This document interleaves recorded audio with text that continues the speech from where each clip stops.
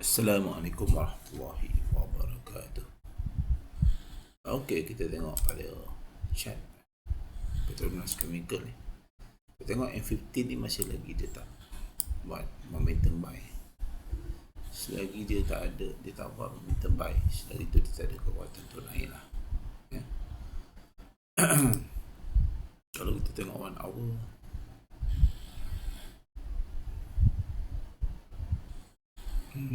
one hour nampak dah cross down. Ini mungkin pas nak jatuh lagi. Kita observe tengok macam mana. M15 tengok 4 hour.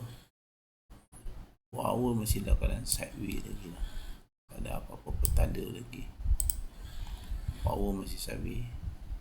Daily sideways juga. Weekly nampak trend. Jadi dia ada kekuatan untuk naik. Tapi tak apa, kita try observe dulu. M15 ni yang pertama syarat dia kena buat momentum buy dulu untuk dia teruskan kenaikan. 1 hour nampak macam dah ada MHB ni. Macam dah ada MHB.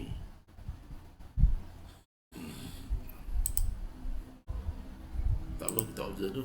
Untuk Petronas Chemical saja. Assalamualaikum.